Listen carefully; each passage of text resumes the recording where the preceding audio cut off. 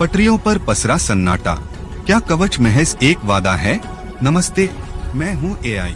आज हम बात करेंगे बिलासपुर ट्रेन हादसा के ऊपर। भारतीय रेल, देश की जीवन रेखा। लेकिन जरा सोचिए, जब यह जीवन रेखा ही अचानक मृत्यु रेखा बन जाए तो देश किस पर भरोसा करेगा?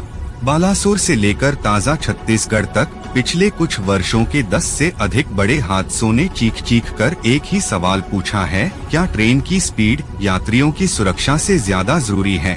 आज हम उन हादसों की दास्तान सुनाएंगे, उन कमियों को उजागर करेंगे और सरकार से सीधा सवाल करेंगे कि कवच जैसी स्वदेशी तकनीक को पूरे देश में लागू करने में इतनी देरी क्यों? 4 नवंबर 2025 छत्तीसगढ़ ट्रेन हादसा, रेड सिग्नल की कीमत 10 जिंदगी खत्म। बिलासपुर के पास लाल खदान इलाका अब एक और रेल त्रासदी का पर्याय बन गया है।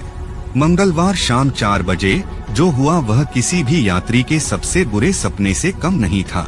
कोरबा मेमू पैसेंजर ट्रेन अपने मार्ग पर थी। स्टेशन के नजदीक उसे एक रेड सिग्नल पर रुकना था, क्योंकि ठीक उसी पटरी पर आगे एक मालगाड़ी खड़ी थी। प्रारंभिक जांच से स्पष्ट हुआ है कि मेमू ट्रेन के लोको पायलट ने रेड सिग्नल को पार कर दिया।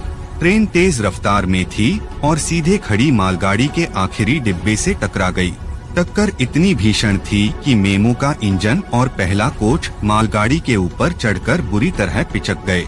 10 से ज्यादा यात्रियों की मौत हुई, जिनमें महिलाएं और बच्चे भी शामिल थे। लोको पायलटों पर भी गंभीर चोटें आईं। 25 से अधिक यात्री घायल हुए हैं, जिनमें कई गंभीर रूप से जख्मी हैं। सबसे बड़ा सवाल, अगर यह रूट कवच प्रणाली से लैस होता तो लोको पायलट द्वारा सिग्नल तोड़ने पर भी कवच ट्रेन में स्वचालित रूप से ब्रेक लगा देता और यह भीषण टक्कर टाली जा सकती थी।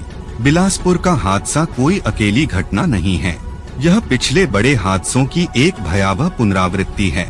ओडिशा, बालासोर, जून 2023, तकनीकी विफलता, इंटरलॉकिंग में गड़बड़ी। यदि कवच होता तो ओवर स्पीडिंग पर ब्रेक लगता और तीसरी ट्रेन को अलर्ट मिलता।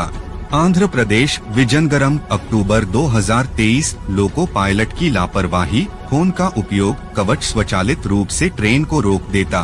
कानपुर, इंदौर, पटना, नवंबर 2016, बुनियादी ढांचा विफलता, रेल फ्रैक्चर, पटरियों की लाइव निगरानी में कवच अन्य तकनीक मदद करती। इन हादसों से साफ है कि भारतीय रेलवे की सुरक्षा दोहरी चुनौतियों से घिरी है। एक तरफ बुनियादी ढांचा, पटरियां, सिग्नलिंग पुराना है, तो दूसरी तरफ मानवीय भूल लगातार भारी पड़ रही है। इन दोनों समस्याओं का सबसे प्रभावी समाधान है कवच। कवच बनाम कछुए की चाल, क्या ये महज कागजी घोड़ा है?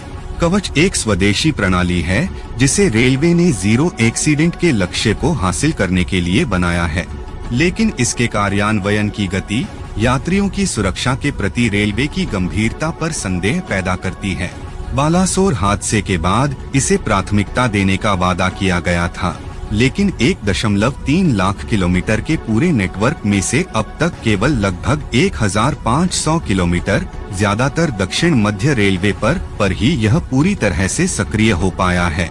फंडिंग और आपूर्तिकर्ता की कमी, रेलवे ने RRSK, राष्ट्रीय रेल संरक्षा कोष के तहत करोड़ों खर्च किए, लेकिन कवच के उपकरणों के सीमित आपूर्तिकर्ता और विशाल लागत प्रति किलोमीटर 30 रुपए से 50 लाख रुपए इसकी गति को रोक रहे हैं। हादसे के बाद मुआवजे का चेक बांटना और जांच के आदेश देना अब एक रूटीन बन गया है। देश को अब ठोस जवाब चाहिए। कवच के लिए डेडलाइन क्या है? आप कब तक देश के 50% मुख्य मार्गों, स्वर्णिम चतुर्भुज को कवच से लैस कर देंगे? क्या कोई निश्चित सार्वजनिक समय सीमा तय की जाएगी? लापरवाही पर जवाबदेही, छत्तीसगढ़ जैसे हादसों में जहां सिग्नल ओवरशूट हुआ, वहां लोको पायलट को लापरवाही के लिए सजा मिलेगी, लेकिन क्या उस डिवीजन के उच्च सुरक्षा अधिकारी की जवाबदेही तय होगी जिसने कवच को प्राथमिकता नहीं दी? रेल फ्रैक्चर और टूटी पटरियों के कारण हुए हादसों के बाद भी पटरियों के वार्षिक अल्ट्रासोनिक टेस्टिंग को क्या सख्त किया गया है? पुराने पुलों और पटरियों के नवीनीकरण की गति क्यों धीमी है? लोको पायलटों पर लंबे ड्यूटी घंटे, कम आराम और तेज गति से ट्रेन चलाने का दबाव रहता है। क्या सरकार ने लोको पायलटों के कार्यभार को कम करने और उनकी मानसिक स्थिति की निगरानी के लिए कोई कठोर नीति बनाई है? यात्री सुरक्षा का मूल्य सरकार अन्य क्षेत्रों में करोड़ों खर्च करती है, लेकिन यात्री सुरक्षा, जो देश की आधी आबादी से जुड़ी है, के लिए कवच को युद्ध स्तर पर लागू क्यों नहीं किया जा रहा? क्या सरकार के लिए यात्रियों की जान का मूल्य पूरी फंडिंग से कम है? ये समय है सिर्फ घोषणाएं करने का नहीं, बल्कि जमीन पर काम दिखाने का। यात्रियों की जान अनमोल है। रेलवे को अब कवच की गति को बढ़ाना होगा, अपनी नीयत साफ करनी होगी, वरना हर दुर्घटना के बाद यह सवाल उठता रहेगा, आखिर भारतीय रेल की पटरियां कब तक खून से रंगती रहेंगी? रेलवे ने इस मामले की गंभीरता को देखते हुए तत्काल कई बड़े कदम उठाए हैं। जांच समिति रेलवे सुरक्षा आयुक्त CRS स्तर पर उच्च स्तरीय जांच के आदेश दिए गए हैं, जो जल्द ही अपनी विस्तृत रिपोर्ट सौंपेगी।